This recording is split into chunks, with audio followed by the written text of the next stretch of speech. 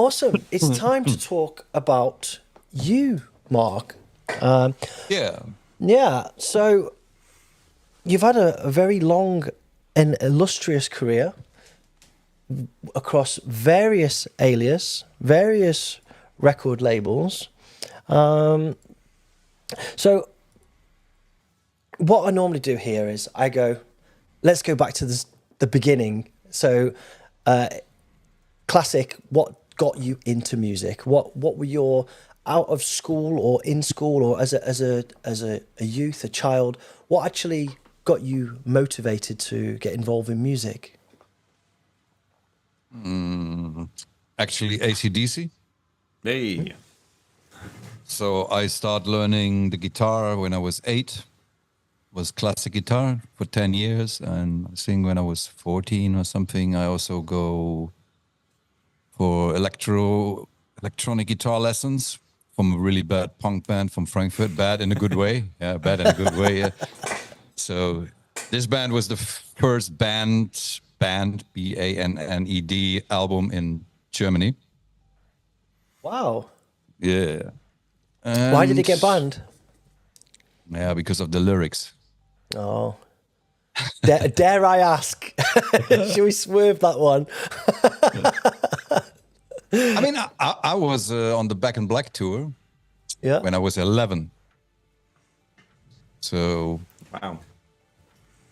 And and so I was playing in a band, and then, but this electronic guitar teacher, so he had an 808, an MS-10 or 20, I don't remember. He got an 8-tape machine and all that stuff. So, and I think if I didn't saw that with him, my career would be different today. Mm-hmm. So he brings me to that stuff. So I bought my first 808 when I was 14. Wow. So and I also played in a band. 14. When I'm now 35. Me too, bro. Yeah, I don't know. It doesn't matter. Yeah, okay. So, and meanwhile, I also play in a band. But then, you know, if you play in a band, it's hard to find 3, 4, 5 members who go the way with you, you know. So in electronic music, you only need the machines and yourself.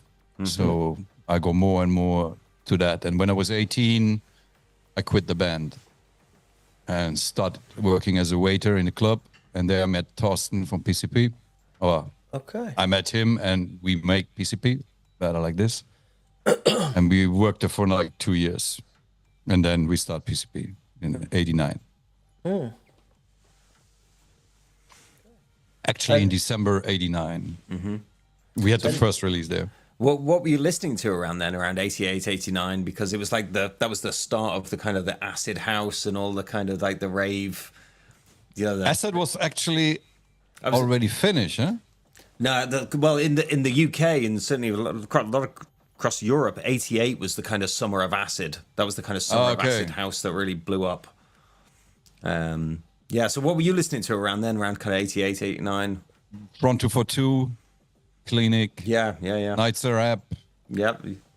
Kind of that. So. Yeah. So go ahead, Mark. So it's 87. Well, it's 89 now. You've started PCP with Thorsten. Yeah, I mean, at that time, there was no techno scene. There was also no parties. So we press the record, driving around. You give some records to the record store, like 10. A week later, you ask how much they sold. They sold 2. They give you the money for 2. We drove to Holland with a big bus, trying to get hold there. If you don't have the money, we sleep on the beach. Stuff like that. Mm-hmm. And then we start to play support, like for 9 Inch Nails or KFMDM. Wow. Yeah. Cool. Because there was no techno parties, you know. This whole techno party starts in 91, I think. Mm-hmm. So, but there was nothing to play, and we play on different parties. Because like before, in the beginning, we play a lot in hip-hop battles. But we not really fit in there. They all thought we were crazy, you know. So it was fast breakbeats, techno sounds, some rap, but doesn't work really. Mm. So what led you to like actually starting the label? You just wanted to do your own thing, and there was nowhere else to exactly to press them out, to get it pressed. So you're like, okay. And did Torsten kind of did he give you the kind of inspiration to let's get this stuff pressed, or was it like you needed to do it together? Or no, we did together. Yes. Yeah. We met in the club, and we found out we liked the same music. He played me actually a lot of stuff that I didn't know, so it's also a lot of influence. Then we say, yeah, let's do a label. So his part was the distribution, the label work, the names. Most of the names is from Torsten. He's a genius in that. My part was the music and getting around later with the artists, because artists can better talk to artists. Yeah. So later on, when we start PCD, he was more doing the distribution. Yeah. And when then the first things come from, I don't know, it was a lot from Belgium, because I think Belgium is completely underrated today. There was so much good music from Belgium, but most people not talking about that. 1990, the music coming out of Belgium was like, there was, I can't remember, like Frank de Wolf and all those guys, and they were just like, wow. And it was like music from another world when I was listening to this stuff, because it was like so different to the UK scene stuff. It was so much harder, so much more aggressive, so much darker, and it was like really, I loved it. Really, really cool vibes. Yeah, we went there a lot. We visited the Boccaccio a lot. I don't know if you guys remember that one. No. This club opened Friday, and Friday, Saturday, Sunday, they play like kind of commercial. And then on the night from Saturday to Sunday, they start with techno. And it goes until Monday morning. If you want to enter the club, it was like you cross a border. There was so much police. Wow. And at that time, if the police get you with one ecstasy pill, you go to prison for 2 years. 2 years? Wow. Yeah, they had a big problem there. Not because of that people die on the drugs. The most problem was that they die on the way home on the highway with the car. Yeah. So there was a lot of accidents. So there was always these big signs on the highway in Belgium. Don't take drugs and drive. So now today is don't drink and drive. But at that time, it was more like that. Yeah. But I remember that because we know the DJ there. He was one of the guys from Mackenzie Records. Yeah. And they don't play the record longer than 1.5 minutes. So it was only the break and the drop. Right. A little bit like David Guetta today. Right. Like I was going to say, like every drum and bass DJ now. Those guys like play 30 seconds of a track now, and they're on to the next tune. It's crazy.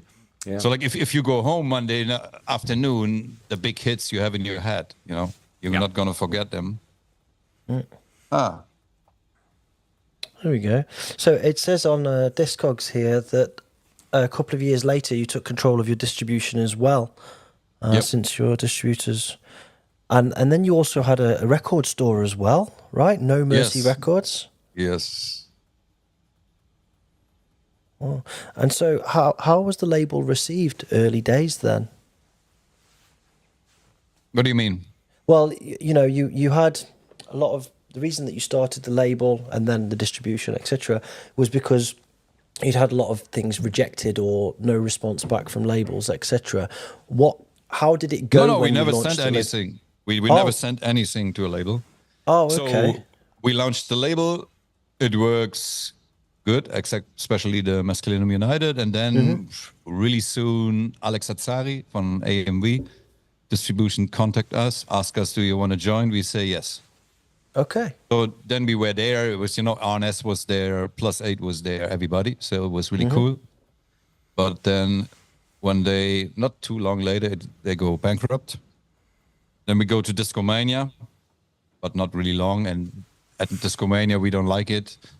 And then we thought, okay, we have to start our own distribution. And then we had this record store. What was the name of the record store in Frankfurt? Delirium. But they're forced to sell the people the stuff they want to sell. So we thought, okay, we need also a record store. Yeah. Because hardcore was not really loved. From the people, yes, but not from the community or like not community, from the shops, from the clubs, from the other big DJs. So they try to play or teach the people to listen to their sound. It's a little bit different than today. Yeah. Yeah. Because today most DJs are service providers, you know. That's a nice term for it. I love that word. I love that word. Yeah. And so how were your, because we're a little bit before the big explosion happened in 1990, which we'll come to, but how were you getting gigs at this time, or was it just about making the music and putting it out? What was were you performing? What was the dynamic? How did you see yourself? Yeah, we did the music, and of course we want to play. I don't know where we actually get the gigs from, but people contact us. You know, I don't know. There was not so much gigs like today, of course. Yeah. What were your first shows? Were you doing shows as Mescalinum United at first, or were you... No, never. Okay. No, okay. It was always like, I think it had been FBI, you know, Freebase International. So this was the group. But actually there was only one record. And a lot of tracks we played, we never really released. The same, like if you see the PCP in Leipzig, is also the one video I showed, I put in the Yeah, email. I've got it. Yeah. This was the first time we played Slave to Rave, but there's also a lot of tracks we never really play. We never really released, sorry. Oh, in 95 that was, So- right. Okay, yeah. Exactly. The gig, yeah. Okay. So I don't know. I think it's about the records that people contact us to play that shows. I don't know. Also with 9 Inch Nails. It was really funny because I have a video from that. And when we entered the stage, there was 800 people and they all show us the middle finger. Right. And after 10, 15 minutes, they start to like us and then they pogo, they come on stage, jump into the people. And later I talked to the singer from 9 Inch Nails. And I say, man, they show us the middle finger. And he say, man, last week we played support for Rolling Stones. We had 90 minutes, the middle finger. Wow. Yeah. Wow. So, but you learn a lot, you know, because it's different if you play a concert than in a party, because there's nobody. We also do a lot of own parties. In the Cookies, the club we used to work, you know, they have always Monday the shows. There was playing groups also like Front 2 for 2, like Leibach and a lot of big bands. It was a really small club. So we organized like PCP nights with our artists and stuff. If you see the PCP in Cookies, I don't know, it is also on YouTube. So, but this was kind of futuristic, breakbeat, techno. So how old were you? Were you like, what, 20 at this point? Is this like 89, 20, around there? 21, yeah. It's crazy, isn't it? Thinking back, like, we were just kids doing this shit. We were like, yeah. So have you always played under your current name as Marc Acardipane? No, no, never. Only written by was always Acardipane. Okay. But playing, no. That was a little bit stupid, you know. If you, I think from the point of view you've got today. the award for the most alias. and interestingly enough, the most drug-related alias, which is something I was going to ask you about as well. You clearly did a lot of experimentation back in the day. It was, see that through a lot of your names and track titles, etc. As the mover, I play in the beginning of the 90s, sometimes in Rome. And in London, actually. I played it with Richard, Affix Twin. But a little bit later. We became friends and... He actually remixed you in the end, right? Yeah. Twice. The same track. Twice, yeah. yeah. Wow, that's quite something. I guess that brings us up to 1990 and the big turning point, 1990, 1991. I say 1990, 1991 because the big track and the big turning point that we talk about, obviously, is We Have Arrived, which many people consider to be the beginning of hardcore techno. And it's also at the same time, or around the same time, that you met Lenny. And the track was released on your label and also licensed to Industrial Strength and became Industrial Strength 1, the start of Industrial Strength and the start of hardcore techno. But before we start talking about Lenny and your meeting Lenny, etc., the track was made the year before you met Lenny in 1990, and I want to just talk a little bit about it. First of all, what was the inspiration behind it, and Yeah, let's just start with that. What was the inspiration? Actually, I only do a track like all the time. I just told the guys here the story. So, you know, and I had these old Roland mixer which have no headroom. For people who don't know what is headroom, if you press more and more sounds into the master channel, it gets distorted. So, and usually you go down because it sounds really washed and fucked up. So, but in this case, I don't know, it all go really together. And then I thought, wow, that sounds great like it is. In that moment, the sun comes up and shine directly in my face. And it felt like 30 degrees in my face. And I thought, okay, that's the one. And then the first time I play it live, at the sound check, the engineer came and said, man, you fuck up my OPA, because he didn't know that the track is distorted. So it was actually a happy mistake, an accidental feedback loop. Like a lot of tracks. The B-side also, the Reflections of 2017. Yeah. It was actually a melody, but then, I don't know, when you work with MIDI, sometimes, I don't know, it start to hang the note, and then it plays some bullshit, and then I keep running it, and later I edit it with the tape. Actually, Ramin did it. He's really good in that. You know Ramin? Brain Ticket. No, I do not. He was the tape machine master. Okay. Also, we have arrived all the reverse cuts. So that's literally just cutting a bit of the tape, reversing it and putting it back in the tape and playing it back and resampling. Not really, because let's take we have arrived. Yeah. Mm-hmm. So what you have to do first, the sound is coming, and then you have to have like 8 kick drums without anything, and you cut them out and reverse before, because otherwise you will hear the reverb of the first kick. You know, okay, yeah, from the lead sound, and this you have to calculate before if you work with tape. That's a pain in the ass to do now, isn't it? It's really a pain. And are you still replicating that now in your modern production? No. I do this digitally now. Yeah. No, but I mean still recreating that particular effect. But if you want to have that effect, because then it sucks all down. When we have arrived, the first kick comes in, all the reverbs from the leads and stuff are gone. Today you would do this by mute the channels, or you record the reverb and cut it up. But back in the days, you cannot do that. Yeah, there was no mute automation or. There's no automation at all, is there? Yeah. There was not even audio, so. Yeah, you had to write down all your settings, didn't you? Just like pads and pads of like. Yeah. Okay, well let's play the track, and then I've got some further follow-up questions. This is Mesclinum United. We have arrived. Okay, so there was Torsten's ex-girlfriend birthday party in the Plastic Club, and Lenny was playing there, but we didn't know each other. I only saw him there later when we get in. So when you get into that club, because especially on this birthday party, you get a drink, and in that drink there was 4 ecstasies. Wow. So we were all really high, you know. So okay, and later we go in the cookies. This is why we're also the first time I talked to Sven Fate, because we end up in the restaurant of the club, and I say to him, man, you're a great DJ, but your production sucks.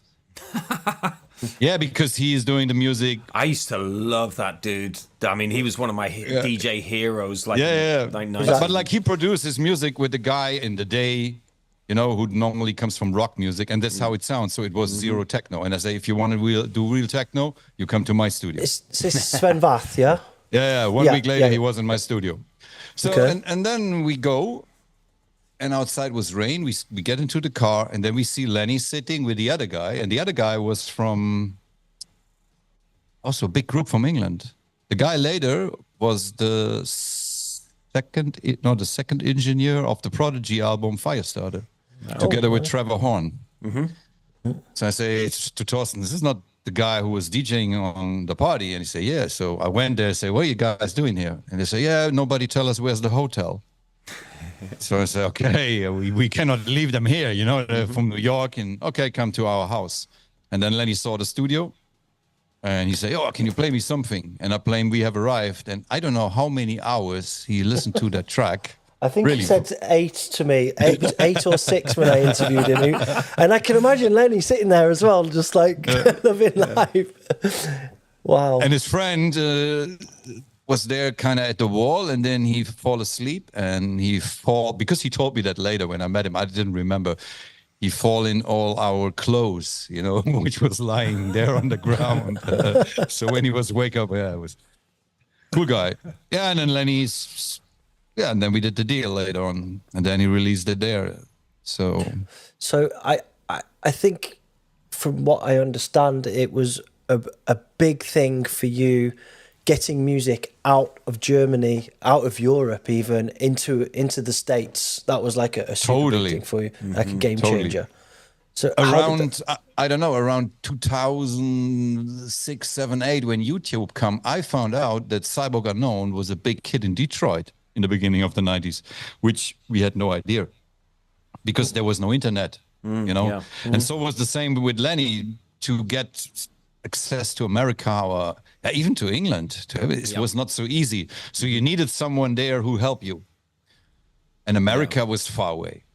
So in England, we had a few people, so we play a few times, but never a lot. Mm-hmm. Yeah.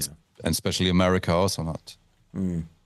So I can see from the kind of like you come from a kind of a background where you've got a lot of bands and you've come up through kind of, and I can imagine the idea of like releasing in the US must have been, that's a dream, right? If you kind of like... Not really. Okay. For us was okay, but it was not like a dream, no. Okay. Because I see it like this, you have first be big in your own country. Or first in your city. Yeah. And in the country, and then later, Yeah, of course, I mean, every artist dreamed to play once the Madison Square Garden. I still want to play there. Don't we all? You'll have to get in Skrillex's next trio. With Fortet, Skrillex, and Mark. Yeah. But we not really expect something from it.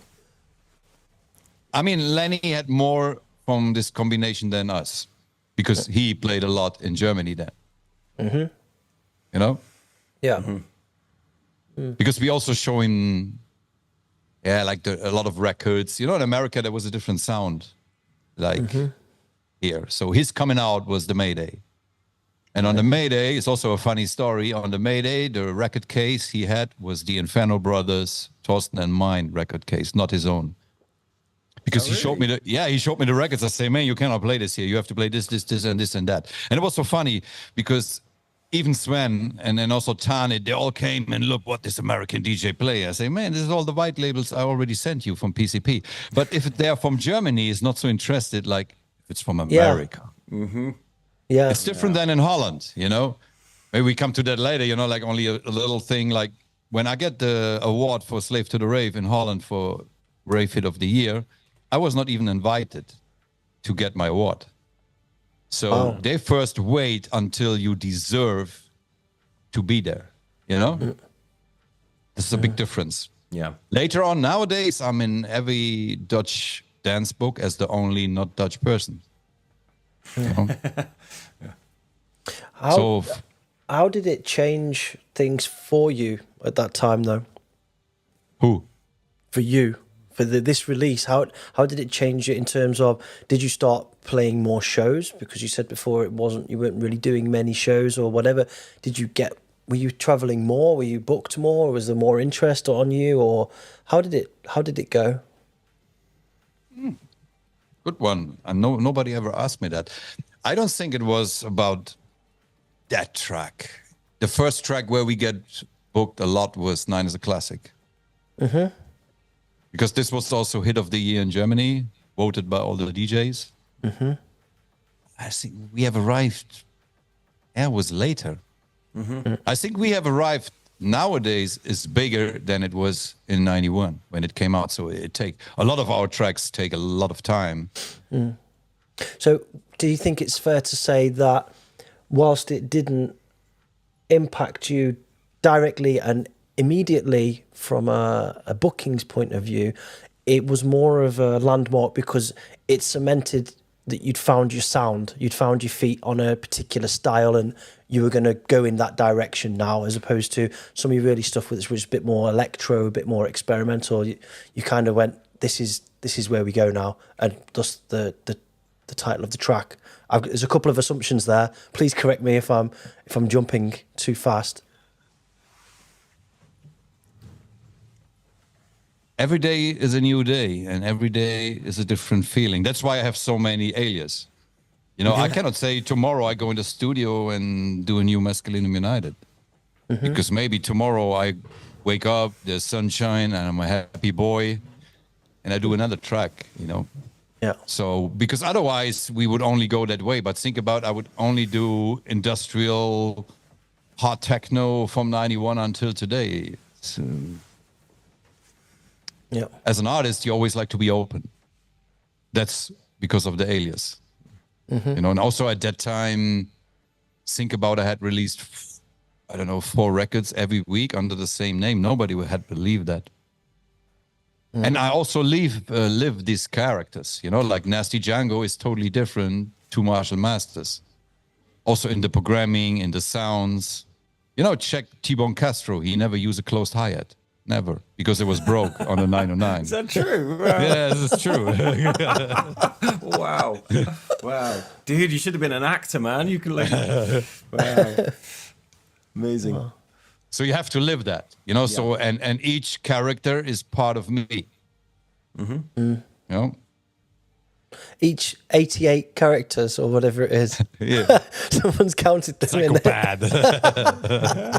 Yeah. All right, wicked. Well, that's really interesting. Because soon as you go in the studio and you think what you do, it's over.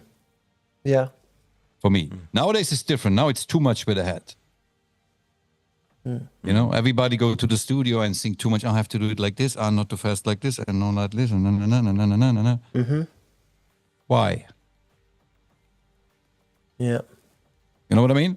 Yeah, yeah. And sure. in the end, there's not much legendary tracks anymore. How many tracks do you know of the last 20 years who get played for 20 years? Yeah. You know what I mean? Yeah. Yeah. Less and less. Yeah, exactly. Yeah. And especially there's people who lacking doing legendary tracks or tracks with melodies, so they go more on the technical side, learn that, more RMS, more this, more little tricks to avoid to show that they cannot play the melody, which is also okay. But it's a little bit too much, in my opinion, nowadays. You know, because in the end, it's all about emotion, about feeling. You know, if we would listen now, Stereo Murder, we all would say, oh, there's no low end. But think about Stereo Murder with low end. Then it's not Stereo Murder anymore. The coldness of this track will be gone. You know, this emptiness. For me was I say this also once in the Red Bull lecture, the Cold Rush was like made, I don't know, for big halls, for people who might be the last track they're dancing to before they're going to die on ecstasy. That's why it's a Cold Rush. That was the vision of Cold Rush. No way.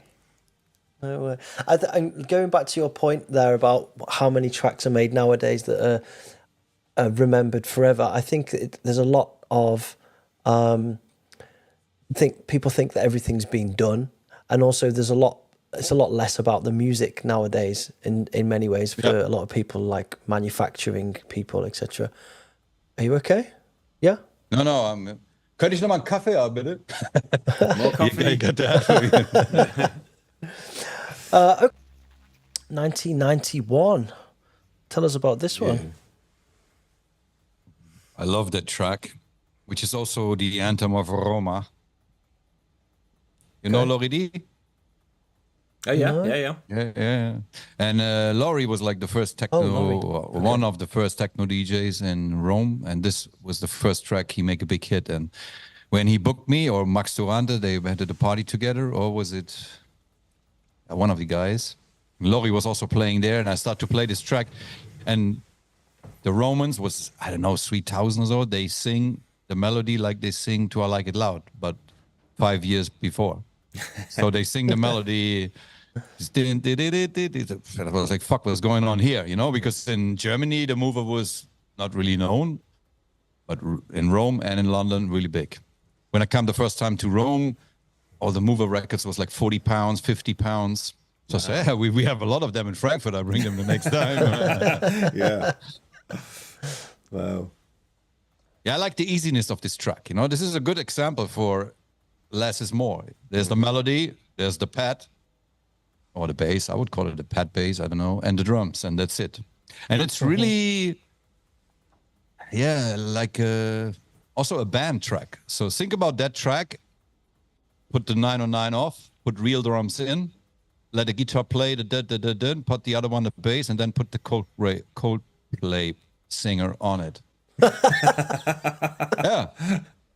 You know what I mean? Well, I'm sure we could do that with a bit of AI nowadays. I'm sure we could do something like that. Also, I listened a lot of Depeche Mode when I was young. You know, they also had this kind of thing, like one melody, one pad. And I love that. That's what I mean. If you have the right melody, it can play for 10 hours and it's not get bored. And I think this is a certain thing which goes to almost all my tracks. Yeah. All right. Also, less problem to mix it. Yeah, Definitely. it's so simple, Yeah. for sure. Who did the graphic design for PCP? Was that you guys? Was that you and Torsten? Like No. The PCP logo, the mover, is Paul Nicholson. Oh, The okay. same guy who do nowadays Planet Future, all my stuff. Okay. Yeah. He was the dancer from FX. Oh, wow. And then we play with FX, and then Paul came to me and say, hey, why don't you guys have a logo? And then I say, because nobody could do it the way I like it, or Torsten and me like it. And then we told him how we want to do it, and then he came up with that one, was just the first one. And it was exactly like we want to have it. It's a little bit, you know that movie RoboCop? Yeah, I saw it. I watched it again recently, not long ago. Yeah. And you It's remember really that cool. company who built the RoboCop, and in top of the building, there is a logo. And kind of that was always in our mind. OCP. OCP was the name of it. Yeah. Well, hold on a minute. Let's see if I can get this. Robo. Yeah, I watched it like a month ago or something. The original Oh, here we RoboCop, go. man, it was so RoboCop cool. fandom. 1 second. Yeah, OCP. There we go. Boom. This one. Ah, yeah. No, it looks different. No? It was. Oh. That's the OCP thing. Yeah. But does it look like that in the first one? This one. No, This one. no. Don't see Put on anymore. RoboCop 1. So Yeah, we're gonna sit and watch RoboCop one. So did he do all the logos for the different aliases, like the Mover? Because I used to love the Mover logo. he did the mover, yeah. But Yeah. the like all the Dance Ecstasy sleeves are done by Mike Hopper, who did Okay. also the Embargo Store, and the Frankfurt tracks also Mike Hopper. Yeah. So actually, in the beginning, Paul did the logos, like the Mover and PCP, and then from when I start Acardipane Records, he did the whole logo, the whole artwork, and also from Adrenochrome, he Yeah. did the whole artwork. Yeah, and nowadays also Yeah. good guy. We're still good friends. I used to love those adrenochrome sleeves, man. When I first saw that in a record shop, I was like, what the fuck is this, man? It's like, yeah. Yeah, it was actually like the dirty street answer of the Dominator. And Torsten came up with that sample, and then I did the track. And this was actually the first version who not became the hit. This was played by Lenny the first time on Mayday on White Label, and then it was like bomb. And then later we had this Ultimate Rave remix. This became then the big international hit. But I like this version here the most because it's so fucked up. There's also the Home Rave. The Home Rave is also really funny. This is the rapper. And it's funny because this a cappella, I never heard the track with the vocals. So on this record, there's only the a cappella, but there's no track with the vocals. So I don't know what's the story about that. Really, really nice tune though, man. Really enjoy that. Thank you very much. And did you find that you were, because you were making tracks in various different styles, you were reaching lots of different audiences. Were there any particular audiences that were doing a lot better? When you're making lots of different styles, which ones were going really well at that point, and which ones were more a project of passion? The Mover was Passion. Mm-hmm. The Countdown label. I don't know if anyone ever played that one, but you cannot really say. We just was talking here about it in the afternoon. That Red Trap from Spiritual Combat, the record I did for RNS. Mm-hmm. It's a really weird track I did in the house from Outlander. Where Outlander? Yeah, of course. Dun, dun, dun. Yeah. I was in his studio. Yeah, I was in his studio for 1 week, and that track nobody ever cared about it. And when I remastered in 2020, a lot of techno DJs start to play that one. So you cannot really say, I don't have any audience in my head before I do that. Okay, when I do Hardcore Motherfucker, I know. Yeah, I know the audience. You're not shooting for the house crowd, are you? Yeah, yeah. But even then, there's also... We also played in Cocorico, which is not a hardcore club. They love Hardcore Motherfucker. So it always depends. For me, music is music. Yeah. So it could work. Because it was really funny, as a little side story, when I was going to Belgium, Outlander, I normally was planning to work in the RNS studio. But then Cisco from The Advent and CJ, Poland, they were still busy with the Dominator remixes. Yeah. So I go to the house of Outlander, and he left, and he forgot to leave me the key. So I stayed there for days without food, drinks, and there was this stupid cat, and I had no idea how to save the sample. So I always had to take care that the cat not jump on it and fuck everything up. I did 10 tracks there. Wow.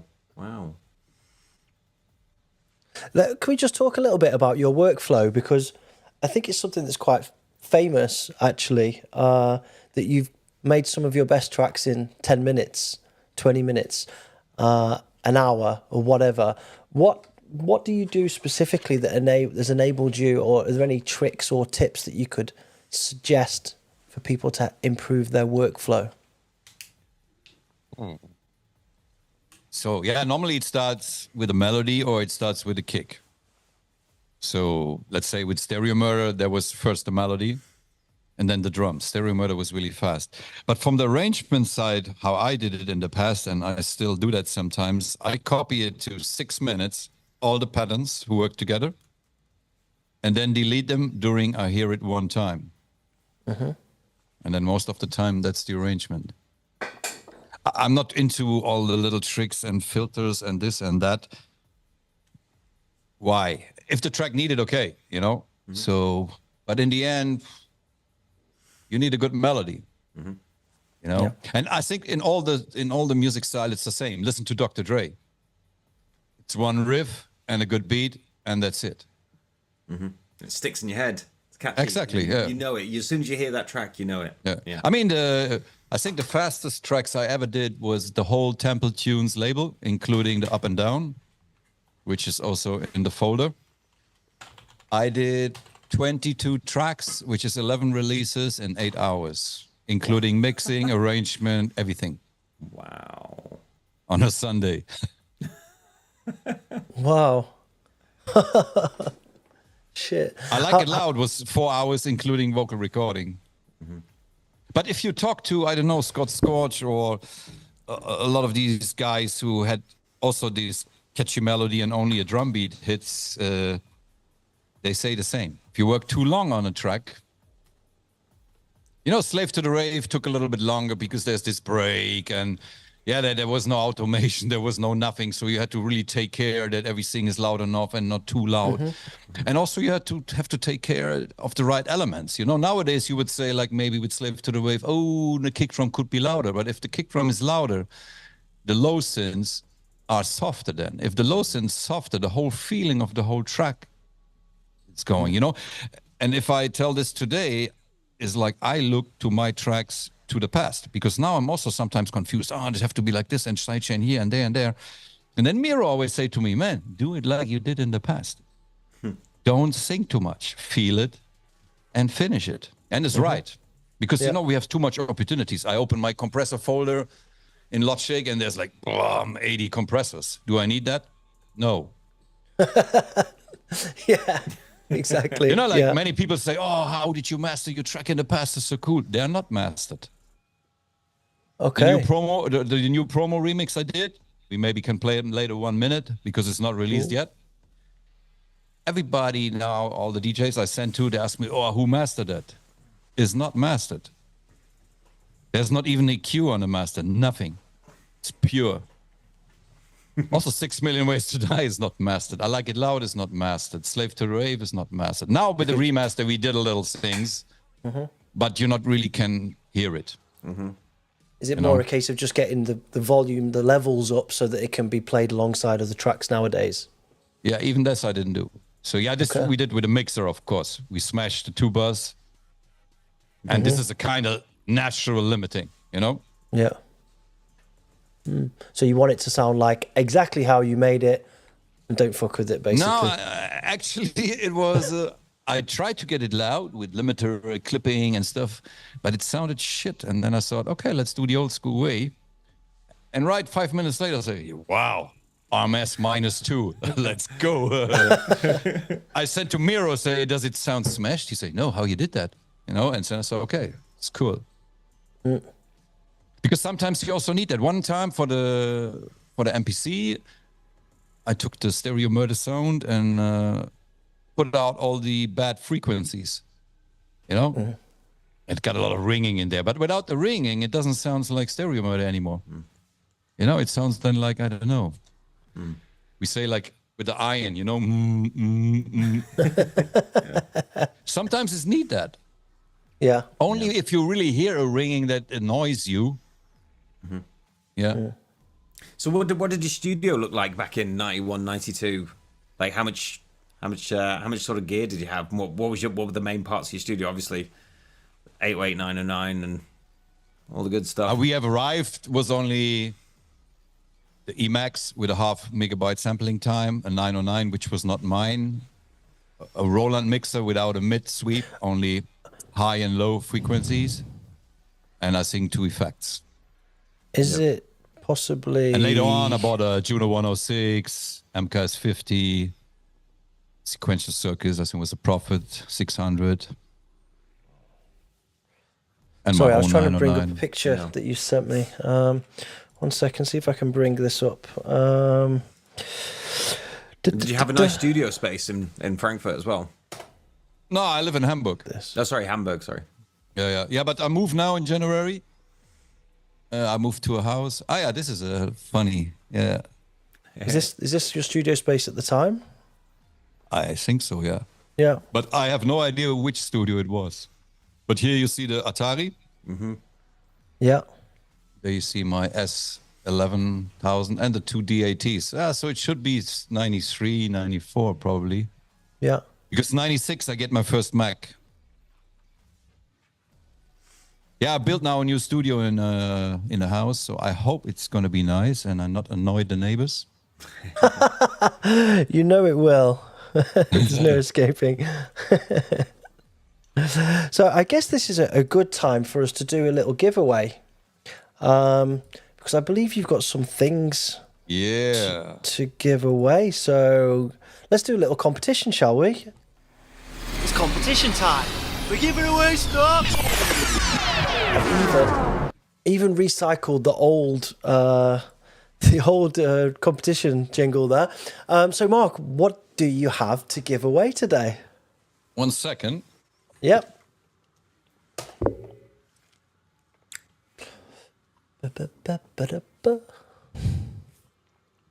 And don't forget, chat, at 100 likes, we start doing shots. There's currently 72 likes on the stream. 100, we start doing shots. And maybe regretting saying that. Go ahead, Mark. Okay. What do you have? You know, it's Boris, the nice guy where I'm into here. He's sitting next door. So he was a big PCP fan. And back in the days, I don't know, 92, 93, he copied the PCP jacket. Yeah, only for him and some friends of him. And he found that folder. And today he pressed specially for me a T-shirt. And I asked him if we can do 3 more copies for 3 people here in the chat. So wow. And there will be only one he got, I got one. So there's only 5 in the world. And it looks like the original PCP member jacket. Oh, super cool. Oh, that's dope. Old school. All and right. for some other 3 people, we have that. Also specially made from him. So it's also not official. It's only for the people. There's only existing 5. It's Planet Future. Logo print on the Whoa, backside. bro, I need one of those. I'm going to win the competition. Okay. Who were the Inferno brothers? Torsten and me. Oh, okay, so it was, right, okay. Because I see this listed as Inferno Brothers, but more recently it was listed as you when it was remastered and re-released. I also know that this was actually released on another label as well. It was on Dance City, it was on Red Alert as well. Was that just something that It's they'd Italy, licensed? yeah. For Italy, Yeah. yeah. It was Cirillo's label, yeah. Okay, right. Yeah, that, And so that the was... vocal is also Torsten, you know, the Big and Bold and Better is also Oh, Torsten. really? I And did the not singer know. is Tony from Frankfurt, American guy. I was going to ask you who sang that to the Yeah. rave. Sample. That was a Tony huge G. tune, man. Tony G. And the Big place Tone. to be. And the place to be. Yeah. So that was a huge track for you. Yeah. Really big. Internationally, really big, I suppose. And it's now like 1995. You're playing out a lot more now, I guess. There's a lot more momentum behind you going out and performing now. Actually, 96, 97. So when I Like It Loud came out and my best of album on IDT, this was the moment. Before I play also sometimes in Holland, Yeah. but nobody knows it's all me. And I remember when the best of album came out, so the media of Holland wrote, "Oh wow, that's a nice compilation," but then IDT say, "No, that's all him." and then it exploded, you know. Yeah. So I play all the major festivals and indoor parties. At that time, there was more indoor parties and festivals Yeah. compared to today. Yeah. And Slave to the Rave is until today one of the anthems in Holland and the hardcore scene. I think there's no party where you cannot hear Slave to the Rave. Yeah. I also have Really to play it all the time. So feeling like the Rolling Stones, you know, I cannot get no satisfaction. I cannot leave without Slave to the Rave. Oh, really. So it's staying in Because the there's vein. sometimes when people say you always play the same, but if I will not play Slave to the Rave, then the people are sad. You know what I mean? Yeah. Yeah. What's the story behind the actual vocals then? What was the message there? I'm big, I'm bold, I'm better. The slave to the rave. I saw thing. Slave to the Rave. Yeah, we Yeah. are Slave to the Rave. So But that we have to contrast. slave. We cannot go without, you know. So we are addicted to raves. So that's what we mean with slaves to the rave. Yeah. But that contrasted with "I'm bigger, I'm bolder, I'm better." There's like a. Yeah, I don't know. It just sounded good. It sounded good. Yeah. It gives that feeling, you know, when the kick drums comes in, and then I'm big, I'm bold, I'm better, you know. Up and down, Mark. Tell us about this Yeah. one. Yeah, this was one of the 22. And, you know, the 22 tracks in 8 hours. Oh, yeah.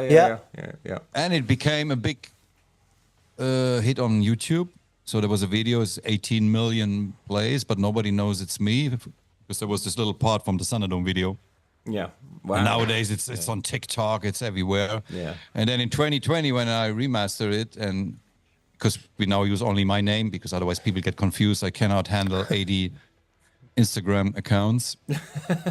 And now more and more people know, you know. So if on TikTok the videos is played and somebody asks the track ID, people write Marc Acardipane up and down. Yeah. So that's cool. There was also a guy on Instagram to try to make money out of it. Yeah, well, let's talk about this. Let's drink a shot. And I want to talk about your ongoing battle with people stealing your music, because it's been quite a saga. So let's take a shot. I'm gonna play that track again. I'll be right back. While we're all getting ourselves a glass and whatever. I'm gonna drop this again, and then we're gonna come back and we're gonna talk about that battle. There we go. Now Miro's back. He was playing the Thunderdome. He was playing the Army of Hardcore. He played the Old School Gangsters, the big one, the indoor. Mm-hmm. Yeah. Okay. There you go. All right. So I've got, since Mark's here, I'm going to drink Jägermeister because it's a good old German drink, I think. What have you got, Greg? Amaretto. With Big ice? Fat one. Yeah, with ice. Some pro. It sounds good when you drink it. It's actually the last shot of Jaeger. Disappointing. What have you got, Mark?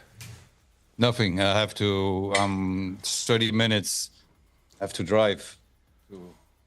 Oh, Not okay. in 30 minutes. Okay. So I You have to already drive had 4:30. I Yeah. already had 2.5 beers, so I have to take care a little bit. I don't want to lose my driver license. Okay. Well, I That's what will we got drink. Uber for. Cheers. That's what we have Uber for. Yeah, but then I have to come back here, you know, hear and you. tomorrow I have to leave like 11 or so to Holland. Yeah, I hear you. And I have to pack all my stuff. So then I have to go with the Uber, then back to here, then back to my parents, pack the stuff and leave. So So let's man, talk that's good. about, you touched about licensing and things being used in videos, etc. Tell us about your ongoing saga with removing YouTube videos and stuff. yeah, okay, like in the last 4 or 5 months, I deleted around 1,600 illegal copies of Return to Zero on Spotify, YouTube, SoundCloud, Apple Music, TikTok. You know, but there's some really, really bad people. And let's talk about one today. So it's a site on Instagram. It's called lost.vhs.mp4. It's people who upload, as a guy, upload Thunderdome videos and a lot of stuff. So, and one day, beginning of September, he put that video from Up and Down on, you know, which is everywhere. It's okay. With everyone, he have the track ID, not with me. He had like 350,000 likes. And then he thought, So, and he uploaded again and again. And then it starts track ID 1997 by Amaretsovic. When I read this, I say, what the fuck? So I go on Spotify, and they released the original Up and Down on Spotify under that name. And he promoted on and on. If you go in the comments, so everybody, that's why I say the name, you can look at it. He always come with his name. So he not even realized that I already deleted it. And that means it's only done for money.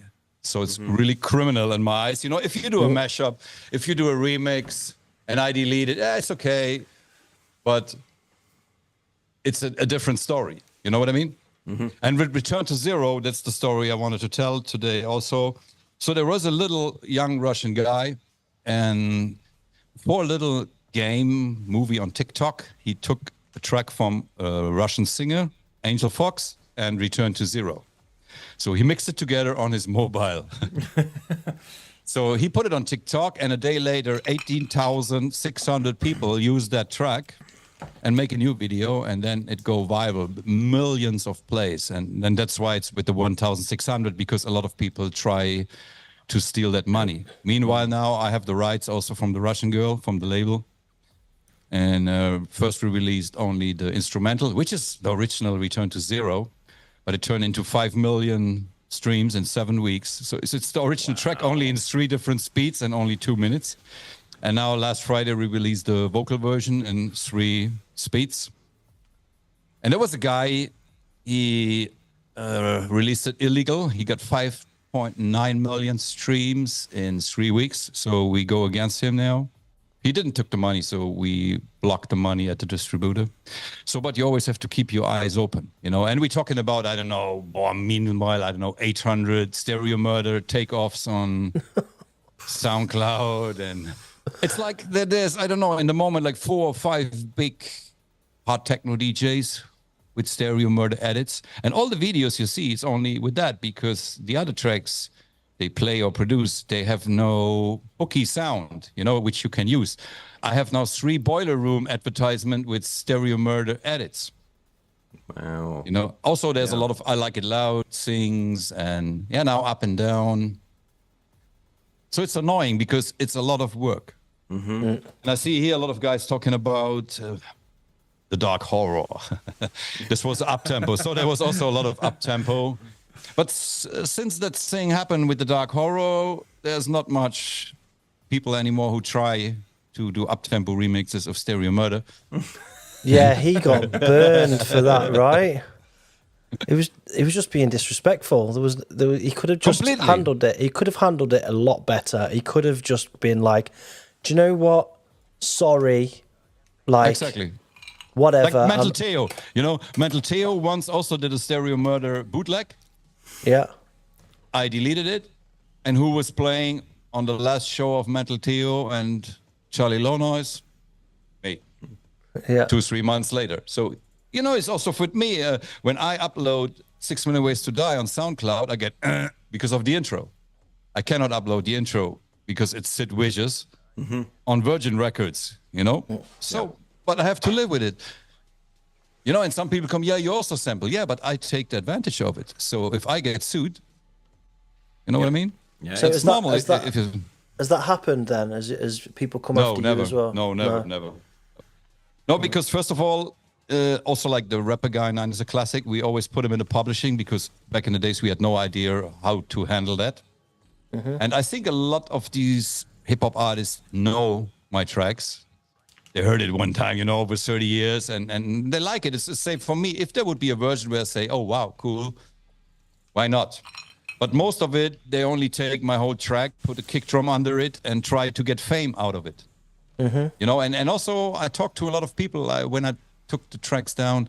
They don't really understand that they did something wrong. They think on SoundCloud, yeah, but it's only a mashup. Yeah, but it's only a remix. Yeah, but soon as you put it online, it's released. And then it's illegal. You know, normally even DJ mixes are not allowed on SoundCloud. It's only that we as the musicians or labels or whatever allow that because it's a kind of promotion and we all do it. And it's okay. And that's you why know? I always make a point of doing a track list when I have a mix, because I know that essentially what you're doing by uploading that as your own content is saying that it's yours legally. Yes, but, exactly. You know, to credit the artists is the least you can do, right? The very least you can do so that they get the promotion. It's basic, right? And I never took down a DJ mix or something. I don't give a shit, you know. Yeah. But if it's re-released, and especially if they're not even tag you or write something, you know, I don't know, from 100 videos on Instagram, 99 there is not my name on, and Stereo Murder is playing. How are you identifying them? What are you using to identify? The most is fans sent them to me. Oh, right. Okay, so you're not I have using my like some kind of detectives AI tech. everywhere. no. My spies. It was also with a dark horror. I don't know him. So it was in the Planet Core forum on Facebook. There's a lot of this stuff coming. Then I see it, then I delete it, and that's it. Yeah. You know, no stress about it. I could also send everything to a lawyer and they have to pay. I did not do that, you know, so... But I don't know why he made then such a big problem out of it. I think also because he didn't understand that he did something wrong. Yeah, it's clout as well nowadays. People just want noise around them because it gives them eyes and ears, no matter what it is that they've done. Clout's a thing, right? It gets people into your pages, gets people commenting on your posts, and then you get the virality that comes with that, you know?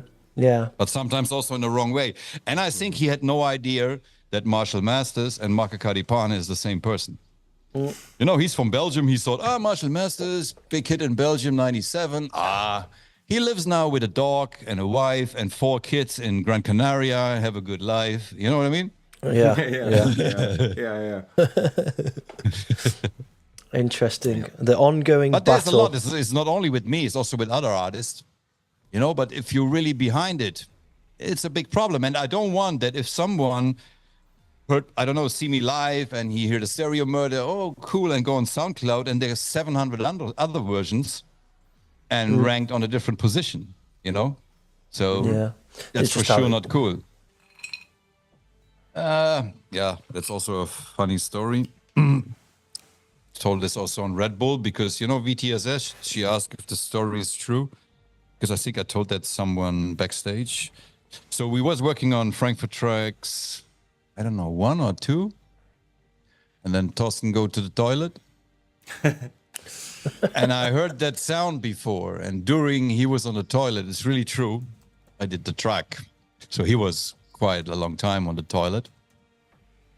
And it was really fast, also the whole arrangement. So it was done that way. I told you, I copy all the patterns and then clack, clack, clack, clack, clack, and finish. So actually, it's only like the reverb and the tom, on the kick on the reverb. It's all the same. And then you hear this sound with delay and the vocal sample, which is from an American hip-hop record.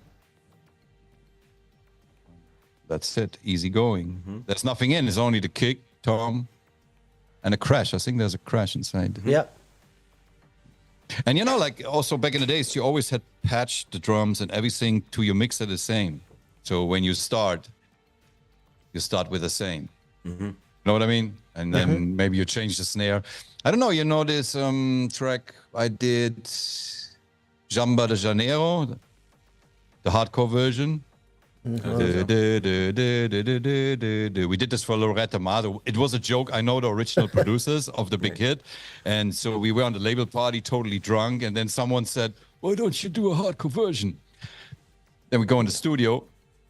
And actually, I was working on Apocalypse Never. So it's the same drum sounds. So I only put a lead on top, play the melody, and then we did a nice picture disc and released it.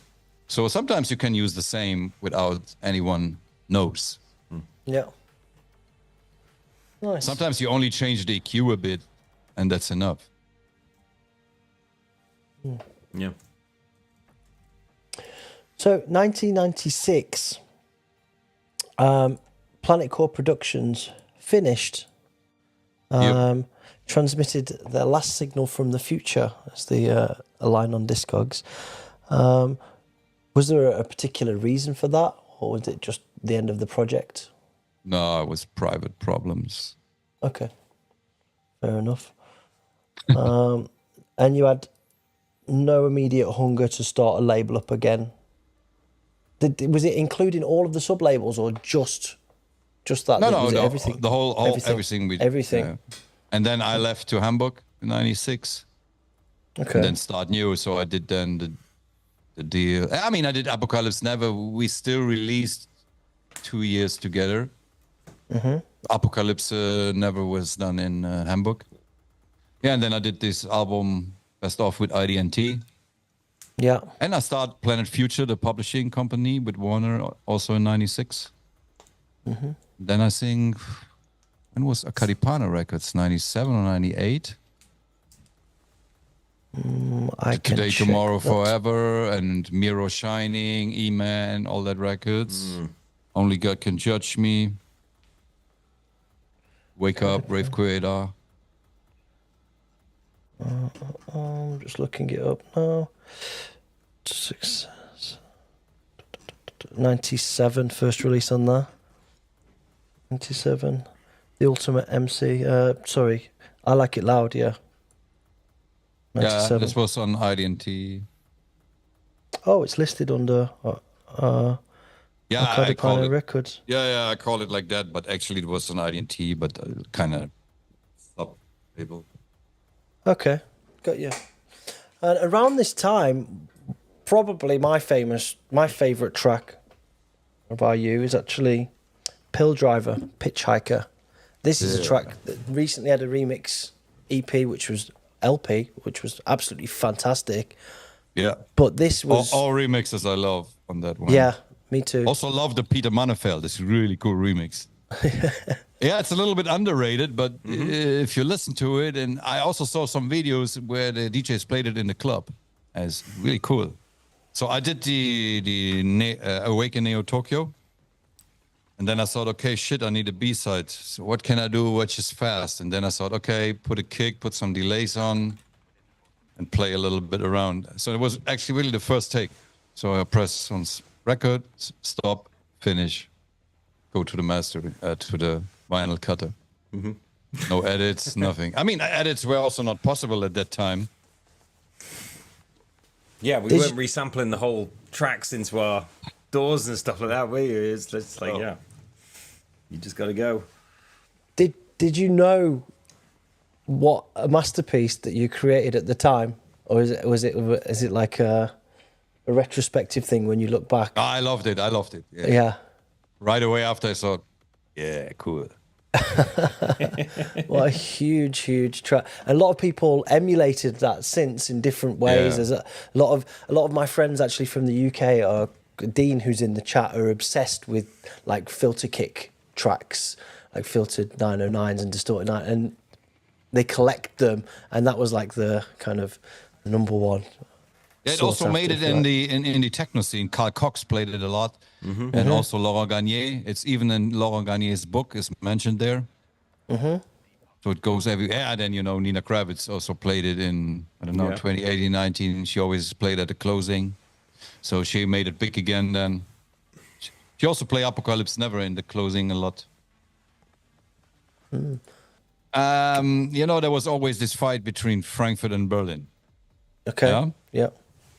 And I think nowadays, one of the guys from Mayday, he's dead now, he saw us on a really stupid show in Frankfurt, and because we were so hyped, he saw us there, and he thought, okay, maybe I showed the world that these guys are fucked up. So I don't know. Before they say we can play, I think 15 minutes. We ask for 20, they say yes, and they cut us, I think you see on the video, 11, 12 minutes, I don't know. Wow. So they cut us during Nine is a Classic, which was at this year, what I told you, the hit of the year from Front Page magazine, voted by all DJs from Germany who are in this voting. But also, when Moby was playing, they cut also his sound. Moby took his keyboard and smashed it on the ground. Oh, wow. They cut Lenny the high frequencies. So when Lenny started to DJ, he came to me. I was there, and he said, Mark, what's going on? Why it sounds so shit? Next DJ was Jeff Mills. He sounded great. He was a friend of Low Spirit. But what I didn't expect, when he cut us the sound, so we throw the technical guy fall from 6 meters from the stage into the people. And then the security try to get us from stage. But then there was Lenny's friend and a friend of mine. It's a fighting teacher. They took what is a Chaco? No Chaco? Nunchucks, yeah. Yeah, they put it on so the security cannot come up. and then of course Low Spirit hate us. And then I did the track with Lenny, Low Spirit Suck My Cock, which was on Thunderdome 3 and the most selling, where they sold 180,000 copies. And yeah. Wow. Yeah. So you can see it in the end of the video a little bit, but it's pretty dark. That is the sound guy. I'm just pausing it. That's pointing out that's the... but it wasn't his fault. We found out later and we say sorry to him. Because you see on a video from GTO, he make a video from the right side, and you see that William Rutger, the boss from Low Spirit, went to him and say, cut the sound, and then he left the stage. Okay. But we didn't saw him coming. We didn't saw him because it was on the left side. And interestingly enough, these bomber jackets are the design from the T-shirt that you showed before. Yeah. That's the member jacket, PCP. Yeah. On the left, yeah. Okay, I told the story many times, but you never heard it? No. Okay, cool. I was really stoned in the studio, and I had like a table, and I was sitting like this, and I had my feet there where the master keyboard is on the left side, and then the beat was running, and the sound was there already, and then somehow with my elbow I fall from the table, and then from the chair, and go with the whole elbow over the master keyboard, and so wow, that sounds so cool. And so it is like, and so I played it in. And because it's a Oberheim expander, got not so much voices. And so I played the whole riff. Yeah, I mean, I don't want to talk too much about it because everybody know what happened in the hardcore scene in the early 2000s. And then I go a little bit away, and then the manager of Scooter, which is I know him very good since a long, long time, and they asked if they can cover I Like It Loud, and I thought about it a couple of weeks, and I took a break from the hardcore scene at that time because of a reason we all know, and we don't want to talk about it now. So I canceled all my bookings from May to December, and they asked me like around June. And 3 weeks later, say, okay, why not? That's how it went too. If everything would be cool at that time in the hardcore scene, I hadn't done it. Nowadays, I think it's good that I did, because it's Scooter's biggest hit, and I still get paid a lot. Yeah. Especially also in times like the pandemic, it was good, Yeah. So, and nowadays it's also not a big problem anymore. There's no people complain about that, Because back in the time there was a kind of complaining, of course. But Neophyte, for example, did 2 tracks with Scooter, but he didn't have a hit, so nobody was talking about that. So in the end, it's all good, baby. Yeah, It all works out, right? I mean, Scooter's really big in the UK, huh? Yeah, they were huge. Yeah. Everywhere. Yeah. I mean, I'm not a fan of his music, but I don't have to be. No. I was in a lot of advertisement. Also from, Deezer. Deezer is like Spotify. Oh, yeah. Yeah. Apple Music, they did also when they came out with the advertisement, the first day with the advertisement, it was like you heard I Like It Loud. And they say, I also, what do you say? Also tired about always hearing the same shit. And then it was like... So it was a funny advertisement. You must do really quite well and comfortably with regards to monetization and licensing. It must be quite nice to have so many hits floating about. Yeah, awesome, man. Good for you. Good for you. So, yeah, we skipped through the early 2000s. We skipped through quite a lot. I think you had some stuff come out, but there was a lot of features and remixes, a lot of stuff in. And Metal Man with Horrorist. Yeah.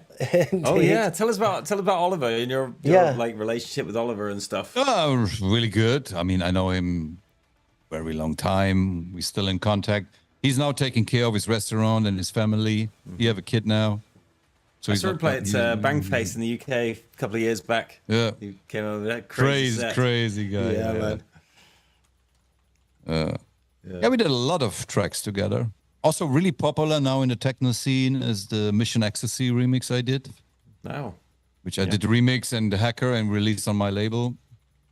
And the Metal Man was also played by Doug's G.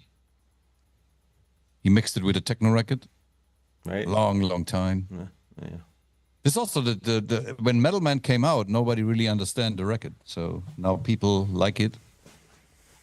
But it always take a few years. It must be hard being so ahead of your time, bro. Yeah. Mark and his time machine, right? I think Only I Like It Loud was the first one, came out hit instantly.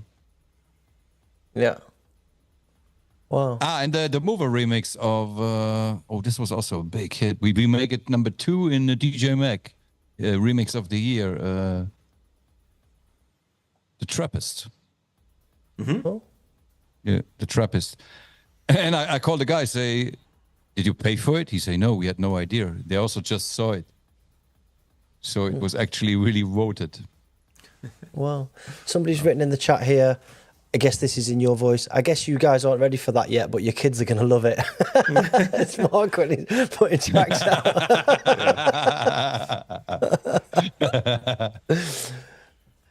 So That's a good one. I'm skipping over a bunch of time here, but we reached this kind of milestone, 2017, something you've spoken about for years, and you've made releases and mixes about it. And I know that you don't want to talk about what that means to you, but this is when you came back and you started Planet Future up, and you've used it as a kind of a positive to start getting more active, if you like. Yeah, you're trying to tread on everything. And you started doing a lot of the remix projects on that and the remasters, and you've got like a new graphic design.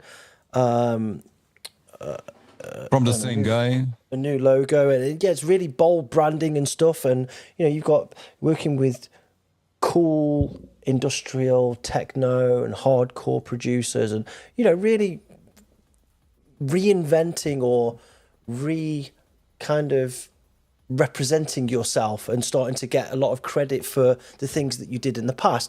And I think that's important because I think it was one of your things is called The Most Famous Unknown. Here we go. So that's what you actually called the series. And when I talked to Lenny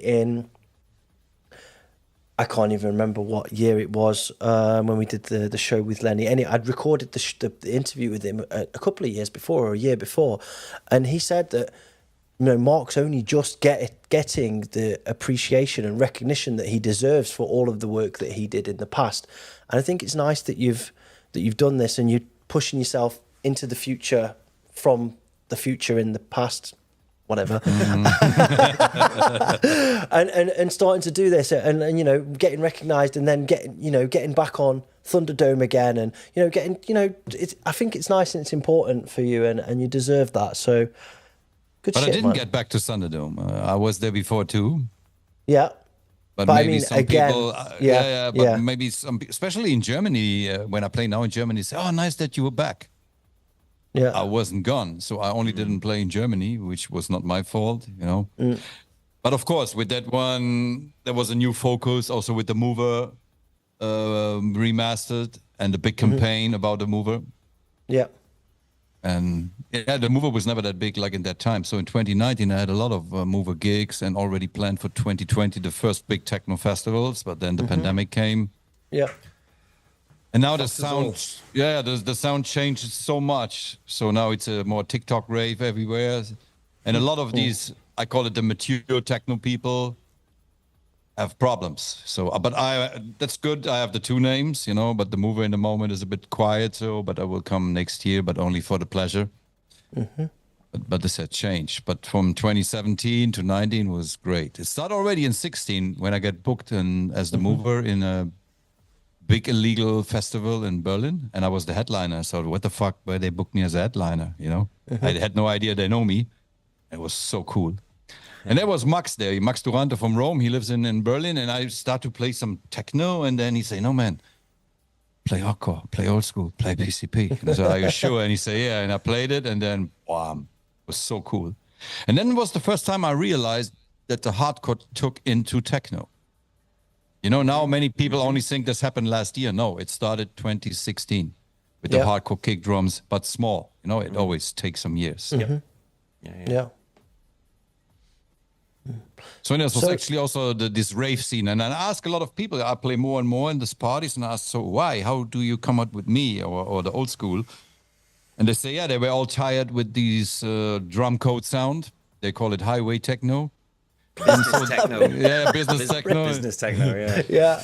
And they search on Discogs for the 90s. And then they saw my name, and they saw all the alias. They found Plus A, they found Joey Beltram and stuff like that, So it's also, like in 2017, this big article in Resident Advisor of Thunderdome 15 years or 20 years. No, how was it? Was it 20 years? 20. If you read the whole article, it's only Thunderdome, Marc, Thunderdome. So it is only, I think there's nobody else mentioned. In the end, only, and Nina Kravitz also played Marc, and then Helena Hoff is also playing Marc, and it's a big party.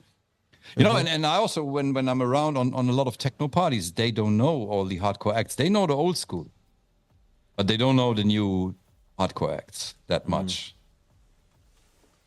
So they're really into that 90 rave thing, you know. And especially now, all this gabber dancing is really hot. I don't know if you follow that on TikTok and everywhere. Everybody's doing that, you know. So it's quite a nice time again. How do you think the scene now compares to how it was in the 90s? What are the most obvious differences? Music aside, but I mean like culture and business. What do you think the biggest differences are? Business is completely different. Completely. You know, in the 90s, there was no booking agency. There was no nothing. From the people, I have to say, it depends where you go. This new, young, early hardcore generation, they're kind of like the 90 people. You know, they're on drugs, they party, everything is cool, except that they use mobiles. Yeah, which we didn't have. You know, we had a VHS camera, but we always forgot to turn it on. I wish we did sometimes, you know. Probably for the best that you didn't sometimes as well. You know, like also like if you go, especially France, if you play in France, they're really like in the 90s. There's no big border between techno and hardcore. And if you play in Holland on the early and they have the old gabbers who were there in the 90s, plus the new younger gabber generation, a lot from Italy, from Holland, from Germany. It's kind of like in the 90s. Yeah. From the new hardcore scene, I have no idea. I'm never in the main stage, except for Thunderdome last year, but I'm not really into that. You did the Trauma Fest, didn't you, over in Los Angeles? No, I didn't go. Oh, did you not do that over the summer? Okay. I know Frank and some of the Yeah, they go. Yeah. But it was cool. I was kind of going to mention the kind of it's very interesting, very diverse lineup with all sorts of kind of interesting rave people from like very different genres, all kind of like stuck together. Is it like something we haven't really seen a lot of in Europe? Is that something you think you'd like to see more of? Is that kind of like cross genre? Like 3 weeks ago, I play on that new rave in France, and there was a really mixed lineup. There was also Somniac One, and a lot of other people. I'm not so really good in names. I know Christina well, that's why. And I do the closing with hardcore, which was amazing. Nice. I mean, I think I never had so many tagged videos. Wow, yeah. And I can't wait to go there again because, wow, you know. Yeah. And this is why you do that. You know, it's also like last year Thunderdome, it was unbelievable, 22,000 people. And IDT called me, they had to close the entrance because it was overcrowded. Yeah, because the old school people also try to get in, you know. And so it was this 30 years Thunderdome, and I represent the 92 to 2002, I think, Yeah, that happened when Promo played. A long time I didn't play so much people. You know? Yeah. This was in the 90s a lot, but not the last 20 years. Yeah. And that was really cool. And I think it also helped a lot because a lot of these new kids who maybe know a lot of bootlegs of my tracks, they say, oh, that's also from him. Oh, that's also. Oh, really? That's also. I know him from the Dark Horror. Well, it's still cool, man. It's nice that you get that appreciation. And the same happened when Promo played as well. In there, you know that there's the people who like the current sound, and then the older generation all flood in too. And it's a roadblock, and it's super cool in some ways, but it's not so cool if you can't fucking get in the room. So it's a balance, right? There's definitely a resurgence of like more people heading back to the kind of the older sound and stuff like that. I mean, there's Mark, I don't know if you've seen that new movie, Hardcore Never Dies, like a Dutch movie about the kind of 90s gabber scene,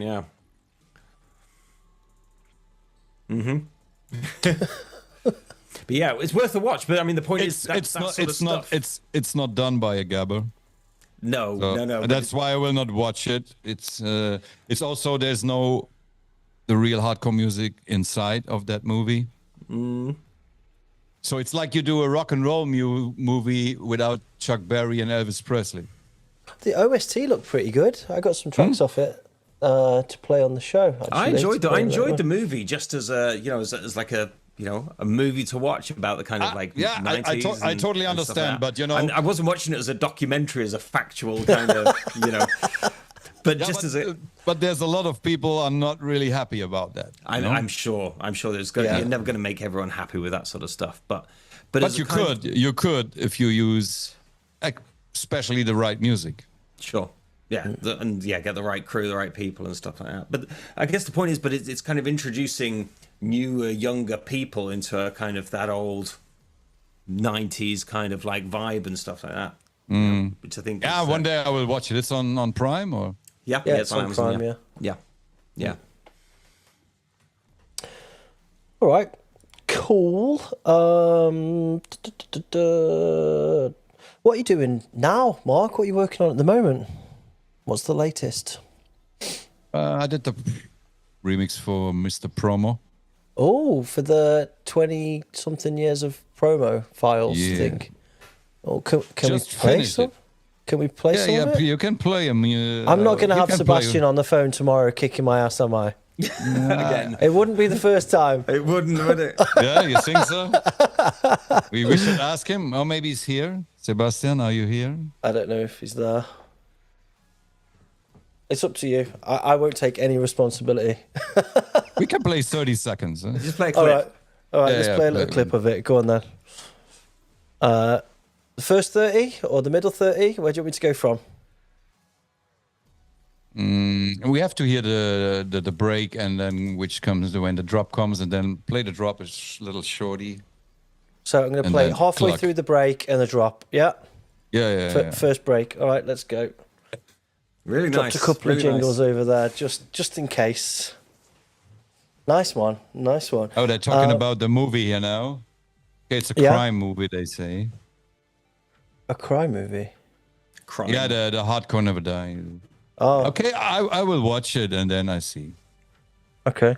I haven't seen it yet. I understood I'd like to. more like, or like a lot of producers or artists from the 90s thought more about like when they hear about the movie, it's like a movie about hardcore, gabber and stuff, and there's none. I think there's only RDC tracks and Roughneck, and I think one from Rob, and that's it. There's quite a few. There's quite a few tracks in there.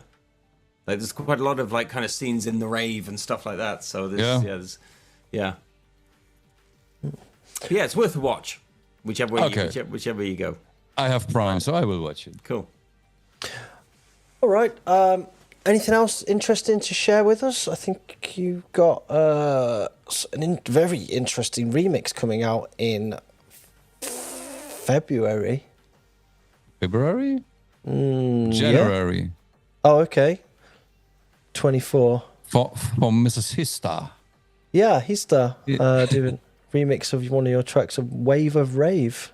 Yeah, she picked that one, which I think is really, really cool because it's not really known, but she loved that track. Her first record actually was Hitchhiker. First record she bought. Because she's a long-time DJ. She plays vinyl too. And it's really funny because since 2 months, if you go on Spotify and put in Rave of Rave, you get Acardipane and you get Hista remix, but it's not listed. I don't know. It's the algorithm. So there's a lot of people looking for that remix. Yeah, wow. Yeah. She promoted a lot, and it's really good remix. And we have also a really special B-side. Also a remix from CatScan and Hista. Ooh. Nice. Wicked. Black Sunday. Wow. Nice. Cool stuff in the pipeline then. Wicked. Yeah. Right. There's more to come. So this is like one of the first remix because, like next year we have like a kind of anniversary. So it's 100 years Acardipane. And this will be the first remix. And the new stuff is coming in. Okay, I also read here with the remastered. Yeah, we go on with that soon. I have still 800 DATs to check. Yeah. Oh, really? Just from one session? Yeah, this is all double and triple, and nothing is labeled. Nothing, Wow. So, but now we're moving the house, so I put there like one table only DATs, and on the other, I have also so many CD-ROMs with samples and vocal stuff and all the tracks from the past, you know, like also, I don't know, like the Metal Man. I would love to do a Metal Man remix, but the vocals are somewhere. Or also the Mission Somewhere in X the is- pile. yeah, somewhere there. Yeah. Well, it's been really interesting digging through your past and going through the different stories and getting up to where we are now. Thank you for sharing some of that with us, Mark. I like more how it was in the past. But this is not that I'm a guy who say, oh, everything was better in the past. But yeah, that you don't know what really happened is a good thing. I know that people grow up with digital and they might can work good with that, but other people like us can't. But As you old never men, know. old men, is that what you're saying? As old guys. Yeah, I mean, I also use both, you know, so I also have a lot of digital. But I still think, you know, you also have to do less. I don't know, let's say take a MOOC, yeah? And play a MOOC and watch in the analyzer. It looks like already EQ'd. Do the same with the native instruments, massive. There's a lot of shit low end you have to cut out. You have to cut off a lot of terrible high frequencies. The analog don't have that. They sound great from the start, okay, except the 909, because many people think the 909 sound already distorted. So they're a little bit annoyed when they hear the first time in real life. But I like the rawness. You know, for me, yeah, I don't know. It's too polished, let's say. I also did that, you know, my first Mover release party in Berlin. I play a whole album, which I never released because it was also too polished. So I played it, and during I played it, yeah, it's great tracks, but it's not the Mover. And then I did the whole album again because everything was set already, the release date and everything. Wow. Yeah. How long did it take you to redo it? 3-4 weeks. Wow. I was going to say 3 or 4 minutes. No. Now I'm not as fast anymore as the 90s. I try to do that, but then you really need a concept also. You know, like what I was saying, you had it all on the mixer, always in the same. You have like, I don't know, this effect. You use always this 2-3 presets you do, you know. That's how you get your signature sound. So in the past on my leads, there was always the same Eventide reverb delay, which I programmed, but you never noticed it. But this is your sound, you know. And there's an artist, a German hardcore artist, and he said once a really nice sentence. I also said that in the Red Bull thing. He said, man, in the 90s, you all had almost the same equipment, but you all sound different. Today, with so much equipment and so many sounds, why they all sound the same? You know what I mean? Because yeah. people are following trends, isn't it? There's a lot less kind of punk attitude to try and break the rules, I guess. YouTube tutorials. Yeah, and Everybody sample follows packs. everybody else now, yeah. Sample Exactly. packs and tutorials. And there's so much bullshit on YouTube. Also, so many wrong things they're gonna teach there. You know, and always is lost the feeling. Yeah. You know, if you start like, oh, I'm not using this lead because I get 2 more dB RMS when I use that lead. No. Yeah. It's very different. And back in the day, it'd be like the only way you found out about anything was either you invited someone around to your studio or you had a conversation and someone would say something like spring reverb, and then you would spend a month trying to do all your kicks with spring reverb or something crazy like that. So, but there was no tutorials or anything, so you just had to work shit out yourself, right? That was exactly. You maybe know that the Mantasm sound came from the Juno 1 or MKS50. Yeah. But you'd have to sit there and play with it to, you know, kind of get somewhere close. So that means that also select the real guys from the not real guys. Sure. You know what I mean? Yeah. It's also, I also cannot be a doctor because I have no idea.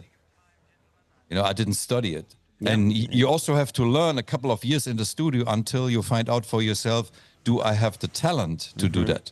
You know, to know the machine is one thing. To do tracks is another thing. Yeah. But you first have to learn it to find out. And first you have to invest money. And all this is not there today. Yeah. No? Yeah, it's very true. Yeah. Anybody can just get hold of anything and in also no time and to make something. Yeah. That exactly. And also in the 90s, there was there was producers who only be producers and they could survive. Today, you cannot survive as a producer. You have to be a DJ. So we have also a lot of DJs who are not DJs. meant to be DJs. No, and they also That's a real deep in problem. the heart they don't want to be DJs. They are not born to be on the stage. But the money's they not have in to the do it records, to the money's survive. in the bookings. Exactly. Yeah. And that's frustrating as well for the people who are actually DJs to see people DJing on stage and they're not DJing, they're just fucking playing tracks and And there's so many full playback DJs today. Yeah. It's a pre-recorded CD. You know, on the new Pioneers 09 and on the new 3000, the PA guy can see what is on the USB stick and what is on the player with the track ID. Oh, really? Yeah. Wow. Oh, yeah. But most DJs don't know. So I know from a few DJs what's on the USB stick. Is there's one track or many? It's actually made for the light guy, you know, then he can see the WAV file, which is a clever idea. Yeah. And it's also made for the publishing later. So because one day when all clubs are connected for the publishing, every track is counted and the people who make the tracks you don't have get to have money. the guy behind the decks with writing down the track IDs anymore like back in the day. Yeah. That's why it's made, you know. And when I saw it the first time, I said, "Oh wow, you can look on the USB stick." That's spooky. The ID tags, ID3 tags. Yeah. All right, next question. The Snare Police wants to investigate. What's your favourite snare from all of your tracks? Oh, it's always the 909. Only, yeah. Or 808. Or an 808. 808 snares. Oh, it depends, right? Yeah. Oh, there's a lot of nice snares. It's always 909. I really like the drums I did for the track I did with Mad Dog on my album, the Reboot the Future. Because on that day I had the Terminotic Culture brand new in the studio. It's a great valve. That's from England. Okay. It's a really nice saturator. That's a really cool snare in there. But there's a lot also on the PCP Future album. A lot of everywhere is good snares. But it's always use a 909, compress it, put a nice reverb in, EQ it nice, and finish. Simple. It's always a challenge, you know. But then it's your snare. That's why I'm not really into samples. The Techno Tribe, this was full of samples, but this was actually an idea about these 22 tracks. How did you come up with the name PCP? Yeah, there was the Planet Core production, and of course PCP is also Angel Dust. And a lot of our track names are drug related. But No further comment, officer. But Planet Core production was first, so and then we said, okay, it's PCP. Oh, cool, it's also Angel Dust. Nice. Okay, simple enough. Somebody saying that they would love to see you make YouTube videos on sound design and techno history. Okay. Yeah, I'm planning maybe if it work out, because I did some masterclass during the pandemic.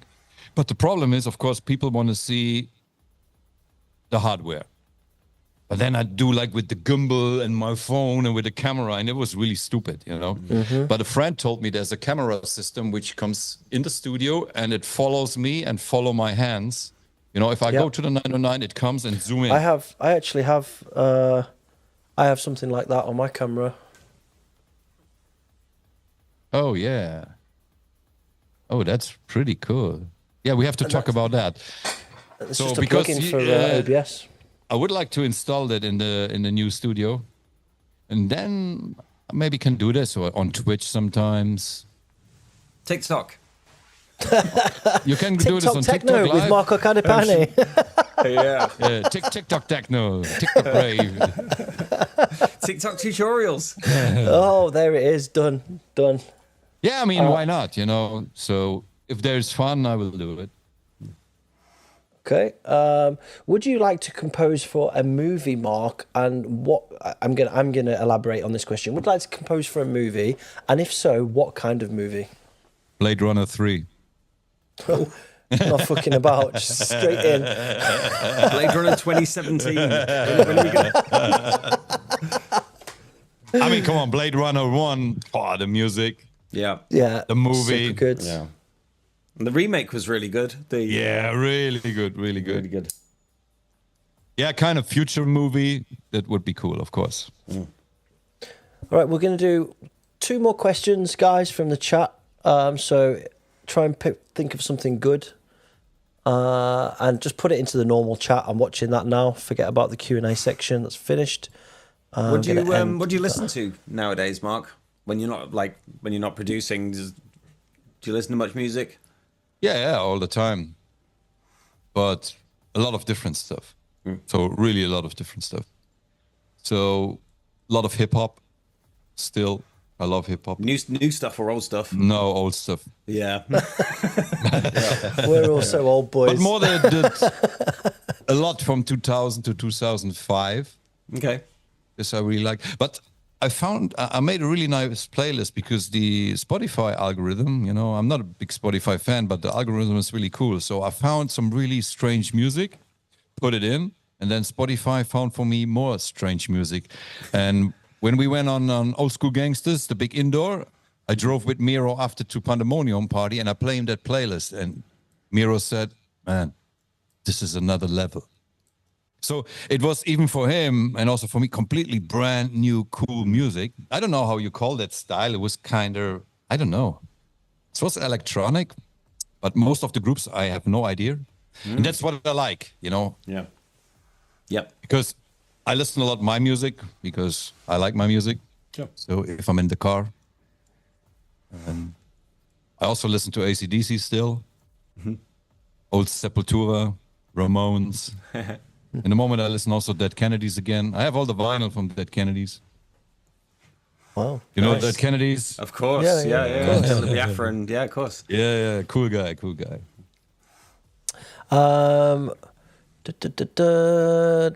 When do you think the recent techno hype is finally going to die down from Necronomicon? Good question. In the moment, I think techno is the biggest music in the world. Eminem was wrong.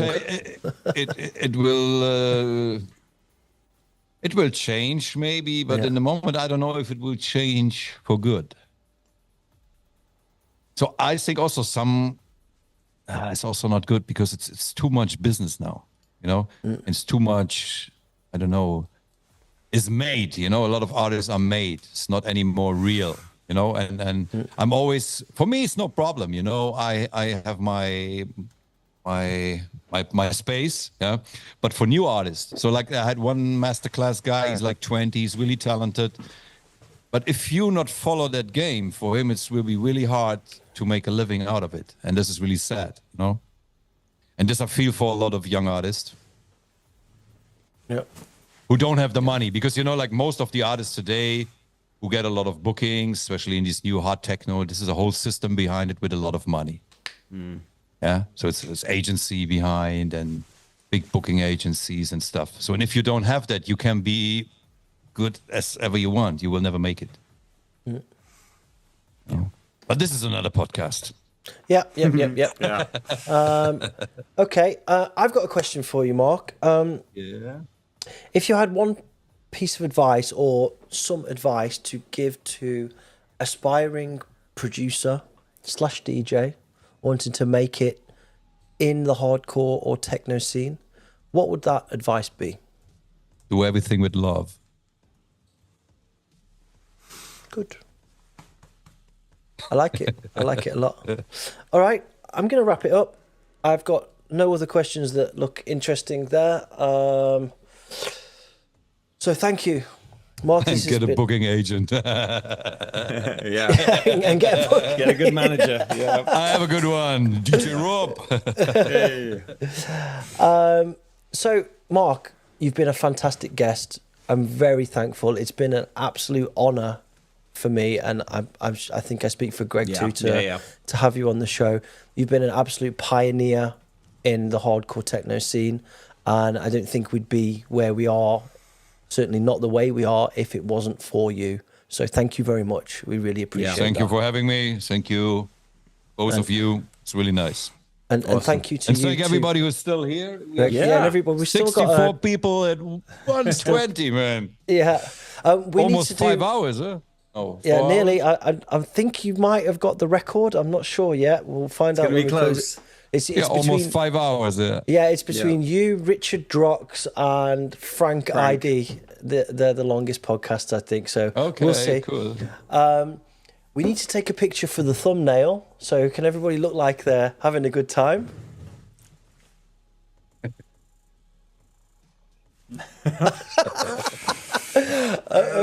Okay. There you go, Jay. There's your ding. Thank you to everybody for tuning in. Thank you to everybody for your support this year with the show.